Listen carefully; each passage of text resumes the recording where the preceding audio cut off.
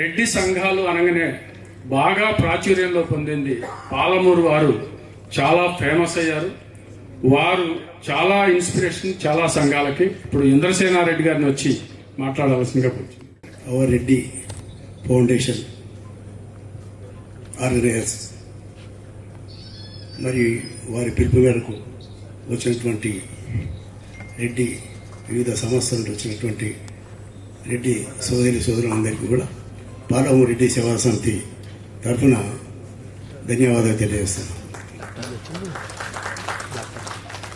పాలమూరు రెడ్డి సేవా సమితి అనేటువంటిది 2021 అక్టోబర్లో సూర్యులు చెన్నారెడ్డి గారు వారి అధ్వర్యంలో మేము కూడా కార్యకర్తలుగా ఉంటుకుంటూ స్థాపించబడడం జరిగింది. అందులో ఇప్పుడు ఇంతవరకు నేను ఇద్దరు ఉపన్యాసాలు విన్నాను. వారి దాంట్లో సేవలు చేస్తూ విద్యాపరంగా కానీ ఆరోగ్యపరంగా కానీ చేస్తున్నట్టుగా తెలిసింది.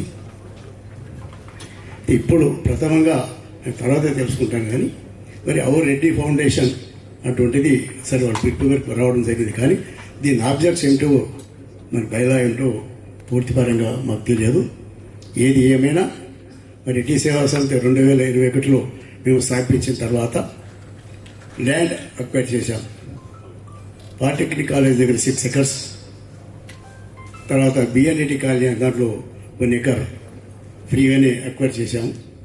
అందులో 1 acre ప్లేస్లో గర్ల్స్ హాస్టల్, ఇన్ని ఫంక్షన్లు కట్టడం జరిగింది. ఈ అన్ని కట్టడాలు కూడా procurement of land is free and construction of rooms. Boys hostel దగ్గర కూడా సుమారు 68 హాల్స్ ఉన్నాయి, 200 మందికి వసతి సౌకర్యాలు ఉన్నాయి. అదేవిధంగా మరి ఈ మధ్య కాలంలోనే పేరు అయింది 5.5 కోట్లతోటి ఓ ఫంక్షన్ హాల్ నిర్మించడం జరిగింది. ఇది ఎందుకు అంటే మొట్టమొదటి మా కాన్సెప్ట్ ఏంటంటే సరే ఇప్పుడు ఇక్కడ మనం కూర్చున్న వాళ్ళ వల్ల almost all middle class, above middle class, upper classes వాళ్ళు. అంటే మాకు తరచుగా అక్కడ కనిపించే వాళ్ళు చాలా మాత్రం పేదవాళ్ళు. దాంట్లో మామూలు అర్జులు ఇప్పుడు కొద్ది అభివృద్ధిలోకి వచ్చింది. కానీ గతంలో విద్య లేక లేకుంటే పెళ్లిళ్ళు కాక ఎలాంటి సహాయ సహకారం లేనందువల్ల ఈ సంస్థ స్థాపించడం జరిగింది. ఈ సంస్థ యొక్క ఉద్దేశాలు ఏమిటంటే మేము చేయడం ఇక్కడ ఎలా చేస్తున్నారు కానీ 1000 రూపాయలతోటి సభ్యత్వం సేకరించడం జరిగింది. ఆ 1000 రూపాయలు సభ్యత్వం ఏదైతుందో అది ఫిక్స్డ్ డిపాజిట్ రూపంలో పెట్టాం. ప్రధానంగా ఆ ఫిక్స్డ్ డిపాజిట్ వచ్చిన వడ్డీనే ఈ యొక్క ఎడ్యుకేషన్ కానివ్వండి, పిల్లల హాస్టల్స్ కానివ్వండి చేయించడం జరుగుతుంది. ఇప్పుడు ఇంతవరకు రెడ్డి హాస్టల్లో, బాయ్స్ హాస్టల్లో ఇప్పుడు సుమారు 100 మంది పైగా ఉన్నారు. గర్ల్స్ హాస్టల్ ఈ సంవత్సరం చేయలేదు, గర్ల్స్ హాస్టల్ కూడా 60 మంది ఉన్నారు. అట్లా ప్రతి సంవత్సరం కూడా సుమారు 30-40 మందికి పేద విద్యార్థులకు హాస్టల్స్లో ఫుడ్ అండ్ అకామిడేషన్ చేయడం జరిగింది. అదేవిధంగా పేద విద్యార్థులు ఎవరైనా ఉన్నట్టుగైతే పేద విద్యార్థులు కూడా ఎడ్యుకేషన్లో టాలెంట్ ఉండి ఎవరైతే ఫీజు కట్టలేకపోయారో ఇప్పటికి కూడా వాళ్ళకు మా వంతుగా చిన్న కొద్దిగా గొప్ప ఆర్థిక సహాయ సహకారాలు అందించడం జరుగుతుంది. ఇట్లా వివిధటువంటి ఇప్పటికిప్పటికి ఈ కార్యక్రమాలు చేసుకుంటూ పోయాం. కాబట్టి అయితే మాకు హాస్టల్స్ నుండి ఈ ఫ్రీ ఇవ్వడం వలన ఈ లాభాలు పొందలేని వలనే జితేందర్ రెడ్డి గారు ఎవరైతే ఉన్నారో మనకి మేము ఇక్కడ బ్యాక్ బోన్ వారి అధ్యయనంలో కూడా సమావేశం ఏర్పాటు చేసి నికరంగా ఎప్పటికీ మనకు ఆదాయం రావాలి అంటే ఒక ఫంక్షన్ హాల్ ఉన్నట్టుగైతే మనకి ఎప్పటికీ అమౌంట్ రాగలుగుతుంది. దాని ద్వారా మన పేద పిల్లలకు సాయం చేస్తారు. ఎప్పుడు కూడా ప్రతిసారి మనం డొనేషన్స్ పోలేమని చెప్పిన భావన వచ్చి వారే ముందుండి సుమారు 3 కోట్ల రూపాయల దగ్గర వారు కానీ మేము కానీ అందరూ ఎంతోమంది చందాదారులై సుమారు 5.5 కోట్లతోటి ఈ మధ్యనే కంప్లీట్ అయ్యి ఇప్పుడిప్పుడే మరి ఫంక్షన్స్ కూడా చేయడం జరుగుతుంది. మరి ఫంక్షన్ హాల్స్ కూడా బుకింగ్ అవుతుంది. అయితే దీని ద్వారా ఏదైతుందో ఈ రెడ్డి సేవా సమితి అటువంటిది మేము ఈ చిన్న స్థాయి నుండి ఎవరైతే గ్రామీణ స్థాయిలో ఉన్నటువంటి పేదలు ఉన్నారో గ్రామీణ స్థాయిలో ఉన్నటువంటి పేదలకు ఈ యొక్క విద్యాపరంగా మెయిన్ కాన్సెప్ట్ ఒక విద్యనే కాదు, పేద అమ్మాయిలు ఎవరైనా వివాహానికి వచ్చినట్లయితే పేద అమ్మాయిలు కూడా వివాహాలు కూడా మా వంతు సహాయకరంగా అందివ్వడం జరుగుతుంది. ఇది ఇటీవలనే మనకి ఈ కళ్యాణ లక్ష్మి ఏదైతుందో కళ్యాణ లక్ష్మి మొట్టమొదట మనకు శాంక్షన్ అయినప్పుడు కేవలం ఎస్సీ ఎస్టీ బీసీలకు మాత్రమే ఉండే దాన్ని మనకు కూడా వర్తింపచేయాలని చెప్పని ఆ రోజుల్లో వజిచంద్ర రెడ్డి గారు ఎమ్మెల్యే కలగుర్తి ఉన్నారు. అసెంబ్లీలోకి వస్తే ఏమని చెప్పాం, ఈ మరి అందరికీ కూడా పేద వాళ్ళు ఉన్నారు కదా, వీళ్ళు కూడా అప్లికబుల్ చేయాలి అటువంటిది. దాని ప్రకారం మనం వాళ్ళు అసెంబ్లీలో రేట్ చేయడము. మరి జితేందర్ రెడ్డి గారు ఆ రోజు బీఆర్ఎస్ ఎంపీగా ఉండే కాబట్టి వారు కూడా ముఖ్యమంత్రి గారిని కోరడం వల్ల మరి అది మనకు కూడా వచ్చింది. అది 20,116 రూపాయల వరకు మనకి కూడా అంటే మన హక్కును మనము అంటే మానవరెడ్డి సేవ వస్తున్నటువంటి ఒక పోరాటాలే కాదు, మనము మన కాళ్ళపైన నిలబడుకుంటాం. మనం మన కాళ్ళపై నిలబడుకుంటూ ప్రభుత్వం ద్వారా వచ్చే రాయితీలు కూడా మనం పొందాలన్నటువంటి భావనతో మనం ప్రశాంతంగానే అక్కడ పనిచేసుకుంటున్నాం. మరి దానికి మూలంగానే మరి లాస్ట్ టైం మన 2018లో మరి కేంద్ర ప్రభుత్వం ఏదైతే 10% ఈడబ్ల్యూఎస్ ఇచ్చిందో అది మన రాష్ట్ర ప్రభుత్వం కూడా సుమారు 1 సంవత్సరం 2 సంవత్సరాలు తొక్కిపెట్టేది. అంటే అది మనకి ఇంప్లిమెంట్ చేయడంలో కొంత ఆలస్యం చేయడం జరిగింది.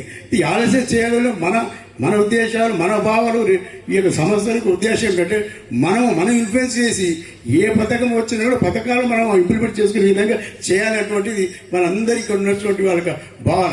ఇప్పుడు సపోజ్ ఈ మధ్యనే రెడ్డి కార్పొరేషన్ మరి రేవంత్ రెడ్డి గారు డిక్లేర్ చేశారు. కానీ దానికి బహుశా నేను అనుకుంటా నామ్స్ ఇవన్నీ కూడా రాలేదు. దానికి మనం ఏ విధంగా చేయాలి, మనకి రెడ్డి కార్పొరేషన్ ఇచ్చినట్టుగైతే ఆ రెడ్డి కార్పొరేషన్ దానికి మనం ఏ సదుపాయాలు పొందాలని పొందుపరచడానికి మరి కమిటీ వేస్తే మరి దానికి చైర్మన్ కానీ వేస్తే దాన్ని మరి ఏ విధంగా చేయాలనేటువంటి మనలాంటి సంస్థలు ఏదైతే ఉందో వాళ్ళతో సంప్రదించి ఓ కమిటీ వేస్తే మనకి ఎంత ఫండ్స్ వస్తాయి, దేనికి వస్తాయి, ఏ అవసరాలు వస్తాయి, దాని అనేటువంటిది కూడా ఆలోచన చేయాల్సిన అవసరం ఉంది. ఏది ఏమైనా కూడా ఇటీవలి కాలంలో ఆల్మోస్ట్ ఆల్ గ్రామాలు రెడ్లు ఖాళీపోయినాయి, భూములు కౌలుకి ఇచ్చుకున్నారు, వ్యవసాయం వదిలిపెట్టేసారు, పట్టణాలు అక్కడ ఇక్కడ వలస పోయినారు. సరే ఉన్నత విద్య పొందిన వాళ్ళు ఏమో అమెరికాకు వలసపోతున్నారు. ఇది కొంతవరకు మనం ఒకసారి ఆలోచన చేయాలి. అందరం కూడా అమెరికా పోతే మన దేశానికి ఎవరు చేయాలి సేవ అనేది కూడా మనం ఒకసారి ప్రశ్నించుకుంటే బాగుంటుంది. వెనక పెద్దలు చాలా మంది ఉన్నారు. ఎందుకంటే మనం కూడా ఆమె చెప్పారు ఇప్పుడు వచ్చి ఈ రాష్ట్రానికి మన ప్రాంతానికి వచ్చామని చెప్పి ఆ భావన ఉండాలి. సరే సంపాదన మనం అక్కడ పోయినాం, సంపాదించుకొచ్చిన తర్వాత దాని ద్వారా మన ప్రజలు మన ప్రాంతం వాళ్ళు మనం సాయం చేసినప్పుడు నిజమైనటువంటి మనకు రెట్లకు ఇందులో మన జాతి మన భావన ఎదుగుతుందని నా భావన. కాబట్టి ఈ వలసలు అనేటువంటిది కూడా ఎక్కువ పోకుండా మన ప్రాంతాలు మనమే ఉండాలి. మనకంటూ కూడా ఒకటి అందరికీ కూడా సపోజ్ మా అమ్మనాడు మేము చేస్తున్నాం, మిగతా ప్రాంతాల వాళ్ళు తెలియదు, మిగతా ప్రాంతాల వాళ్ళు చేస్తున్నారు, ఇక్కడ తెలియదు. అందరం కూడా ఏకమైనప్పుడే రెడ్డి ఫౌండేషన్ అనేటువంటిది ఒక రాష్ట్ర స్థాయిలో ఇది ఏర్పడి నాకు అందరికీ కూడా మరి ప్రతి జిల్లాకి వెళ్ళి ఎక్కడైతే యాక్టివ్ కమిటీస్ ఉన్నావో మరి ఈ నాల్స్ అంటున్నారు. కాబట్టి ఏదైతే ఒక కమిటీ రెడ్డి ఫౌండేషన్ అయితే స్థాపించబడుతుందో ఈ అవర్ రెడ్డి ఫౌండేషన్లో ప్రతి ప్రాంతాల నుండి ఇక్కడ ప్రాతినిధ్యం ఉండాలి.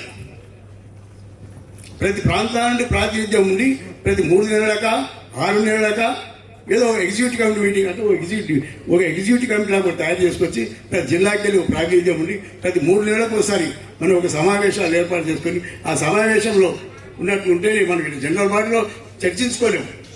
ఈ అంశాలను ఎగ్జిక్యూటివ్ కమిటీలో ప్రతి జిల్లా ప్రాతినిధ్యం ఉండి బై ఇట్స్ కలెక్టర్ ప్రతి డిస్ట్రిక్ట్ మెంబర్ ఇది ఓ రెడ్డి ఫౌండేషన్ పెట్టుకొని ఆ 3 months కూడా ఎగ్జాండ్ అయింది, మన అంశాలు ఏంది, మనకు వచ్చిన ప్రాబ్లమ్స్ ఏంది అటువంటివి మనము చేసినట్లయితే చేసుకొని మనం సహాయ సహకారాలు కానీ మన కాళ్ళ మీద మనం ఏం చేయాలి నిలబడతాం. మనం వ్యక్తిగతంగా సహాయ సహకారాలు ట్రస్ట్ నుంచి చేస్తున్నాడు. ఆ ట్రస్ట్ చేసినప్పుడు మన దృష్టికి వస్తే మనం ఆ ట్రస్ట్కి పంపించడం, వాళ్ళ నుండి మనకు వస్తే మనం చేయడం అటువంటిది మన కాళ్ళ మీద మనం నిలబడడం ఒకటి. రెండోది ప్రభుత్వ పరంగా మనకి ఏ రాయితీలో అయినా కూడా మనం పోరాడి మన హక్కులు కూడా సాధించుకోవాల్సిన ఆవశ్యకత ఉంటుంది. కాబట్టి అది కూడా చేయాలని చెప్పని కోరుతూ మరి అవకాశం ఇచ్చిన పెద్దలకు ధన్యవాదాలు తెలుపుతూ సెలవు తీసుకున్నాం. జై హింద్, జై భారత్.